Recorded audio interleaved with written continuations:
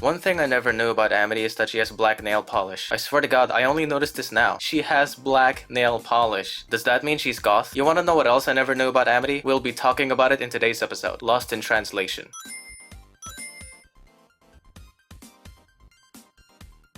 We start off with the Three Stooges receiving an offer from the Bat Queen. If they sit on her baby, they'll get rich. Now, hang on.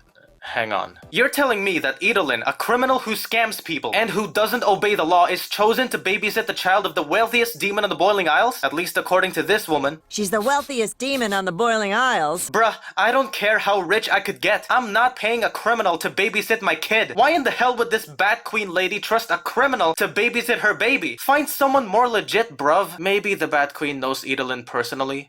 Being the most powerful witch in the Boiling Isles has its perks. Luz goes to the library to return Ida's books. Ida is allowed to borrow books? Ain't she a wanted criminal? Call the cops, bruv. I assume they were borrowed before she became a criminal. I mean, they're all late and covered with grass and bloodstain. Definitely have been there for a while. Also, when did her card get revoked? Before the life of crime, most likely. Well, here comes the elephant question. When exactly did she become a criminal? When did all of this begin? Ever since she got cursed? Luz stumbles upon Amity reading to kids. It's like seeing your local drug dealer at a Christmas party. It's totally unexpected, which got me intrigued. I wonder what else she does when the homies aren't around. Encyclopspedia? Cyclops? Encyclopspedia? Okay, that's very creative, I guess. She tried to befriend Amity like how her favorite character Azora befriended her rival. Of course, Amity denied because whenever Luz is around her, bad things happen. She's like her personal black cat. Even if Luz never did any of these things, I bet she'd still not be friends with her. I mean, imagine that. Hey, Amity, wanna bring snakes to school? Stay away from Amity, bruv. Amity's older siblings, Emra and Edric, epic names, came to deliver her lunchbox. By that particular interaction, you can tell that the relationship is typical sibling rivalry. Reminds me of Ida's relationship with Blackfire, but is this way worse? We'll get to that later. Hey, Mittens! I love how you can make an entire song out of that grunt. I see why your eyes are red. Watch where you are. Hold the ground like it's never gonna change. Does it stay this heavy? They decide to hang out with Luz after seeing how much Amity hates her. Fiction! Fiction! Is our world but fiction? Then what in my life is real anymore? I really want to say something regarding that statement considering how modern society works nowadays, but I feel like I'll get demonetized if I do, so I better keep my mouth shut. They do a bunch of pranks until they get turned in or turned out. Amity's even madder at me now. Oh wow, madder is a real word. My whole life I've been corrected for using that nonsense word all the time. But who deserves to be corrected now, huh? Madder is a real bloody word, you dodgy blighter! The two Stooges invite Luz for more fun tonight when the Wailing Star transpires. She accepts as she believes that befriending them is a great way to befriend their baby sister Amity. That doesn't make any sense to me. Have you seen the way they treated Amity? It's clear that their relationship is not heartwarming. They're rivals, if not mortal enemies. They do not like each other that much. So how is befriending them gonna help with your quest to befriend Amity? Wait, dude, you think she knows them on a personal level? She doesn't, she just met them today. All she knows is these two and Amity are family. She's bound to believe that when she befriends them, it means she can befriend Amity. Befriend one family member, you befriend the entire family. If you don't know the family personally. Yeah, you got a point, Michael. Later that evening, the Three Stooges sneak into the library. As the Wailing Star wails, the books come to life. Not really come to life, the pages come to life whenever they open the books, I guess. It's pretty cool though. I wonder, is this the only time the Wailing Star is established? Will this ever happen again in the show? The answer is no. The Three Stooges discover Amity's secret hideout so they can find her diary, because Amity needs to lighten up and learn not to mess with them whenever they cut class. Okay, good for you. Wait, are those? Cut Witch Azora books 1 through 4?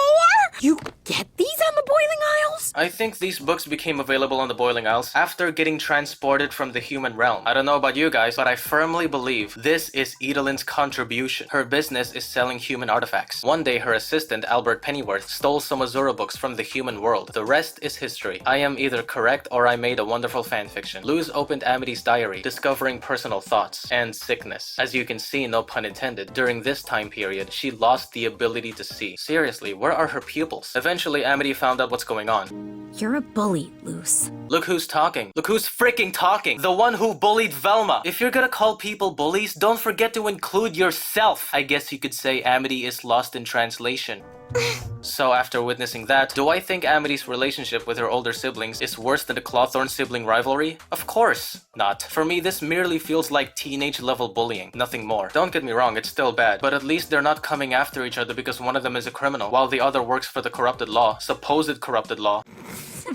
Back off, Haspian. If Gideon can't have you, no one can. Amity got captured by her childhood compadre Otabi. Luz tried to save her with the power of Scribblenauts. She failed because she wrote trusty staff, not magical staff or anything useful for battling giant monsters. Why not the good witch Lazora grabs her trusty AK-47? Wow, forgot that song existed. They were able to escape and defeat Otabin with an eraser. A while ago, I called out Amity for not including herself after calling Luz a bully. In the aftermath, not only did she admit that Luz is not a bully, but she also admits to herself that she's pretty much a bully, not a friendly person. After getting lost in translation, she found a way to translate the situation. This shouldn't even be considered masterclass writing. It's just simple, nothing special at all, but comparing this to the writing of Miraculous Ladybug is mind-blowing. It's baffling to see how bad that show has become, you know? Back at the Owl House, the Bat Queen, or should I say Kayako Saiki, leaves her payment after Ida successfully sat on her baby, and her baby's babies. To be honest, I totally forgot about this subplot. It doesn't matter anyway. What matters is, the Bat Queen is a character that exists. The episode ends there. Lost in Translation's main purpose is, I think, fleshing out and developing Amity's character, which they handled very well. It made me want to connect with the story on a deeper level, because character development goes beyond simply describing physical attributes. It delves into the character's personality traits, motivations, quirks, backgrounds, etc. This process requires thoroughness, as writers must go through the psychological makeup of their dramatist personae. A well fleshed out character feels like a real person to the audience, as they become more invested in their journey. There are many ways to develop your characters, like revealing their backstory, or in this case, showcasing a side of them that has never seen the light of day before. In the realm of character development, showcasing a trait that's been buried deep in the ground adds an unequivocal depth and intrigue to a story. It breathes life into the narrative, leaving viewers fascinated by the unexpected expansion of the character's persona. By unveiling an unexplored facet of a character's personality, authors create riveting twists that forge emotional connections with the audience. Masterful utilization of this technique needs careful consideration, as it must feel organic in the story while simultaneously elevating its overall impact. Ultimately, imparting unknown character traits allow authors to push the boundaries of creativity, pioneering new paths for rich storytelling experiences. Amity reading to kids is a perfect example of that. She did something genuinely nice. It made me think she's willing to do something like that. I thought she's the type of person that wouldn't. What's going on with her? I need to know more. Another example is when Luz opened her diary. Any of these pages got me interested even more, especially in the end, when she's actually capable of admitting her mistakes. Keep in mind, these things need to be done at the appropriate time. That's one of the most important things to note. Appropriate timing. Imagine if they showcased Amity's niceness in her debut. That would be an entirely different story. In fact, that would be an introduction, not a character flesh out or whatever the term is. Timing is key. It's such a simple writing technique, but if you can do it properly, I'm willing to consider your writing skills to be absolutely superior to the skills of the writers of Miraculous Ladybug. Although keep this in mind as well. If you're able to flesh out and or develop your character, that's awesome. But never ever forget to stay consistent. This is only the beginning. So far it has been consistent. Mostly. I mean, there are some inconsistencies, such as Luz's statement in the pilot episode, "Nobody should be punished for who they are." You really should have rephrased that, bruv. Not everyone is nice in this world. Some people do deserve punishment, even if they're themselves, like Edric and Emera. If you think being a weirdo is not a bad thing, why do you think these weirdos were doing a bad thing to Amity? Don't call them out. They're just being themselves. But they went too far, Cyrus. What's your definition of too far? Disclosing secrets or bringing snakes to school? For me, that's the biggest inconsistency in the show. Or it's not, perchance. Perhaps Luz didn't mean what I think she meant and I'm just exaggerating like a maniac. Well, like I said, she should have rephrased her statement.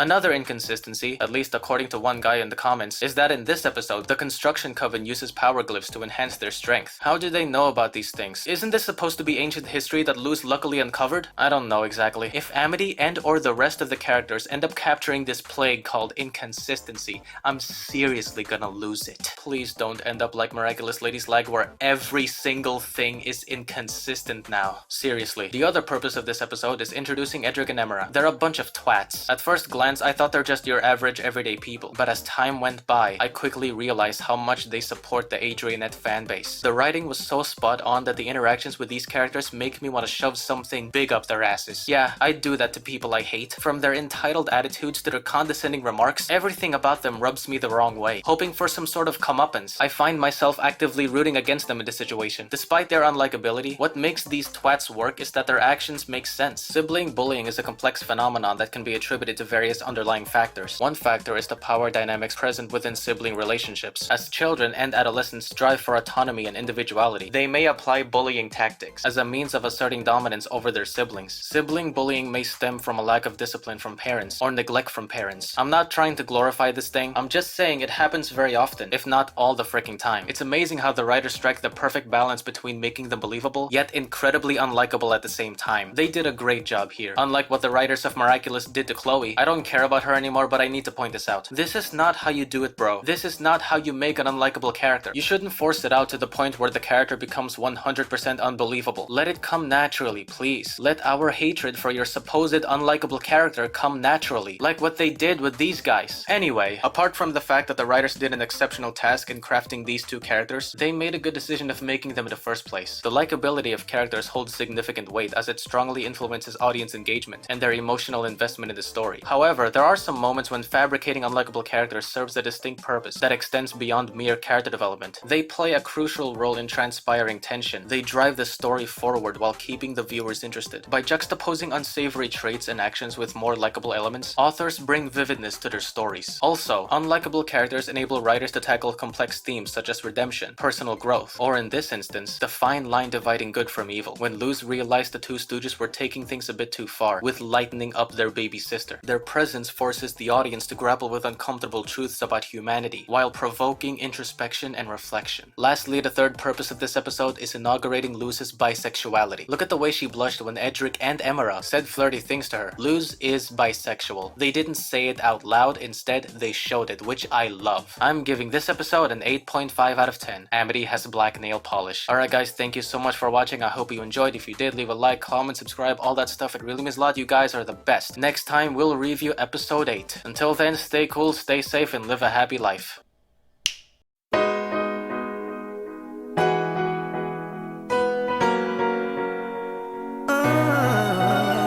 Beast! I know you can. Can you listen? Microphone one check. Can you hear me? I feel the vibe.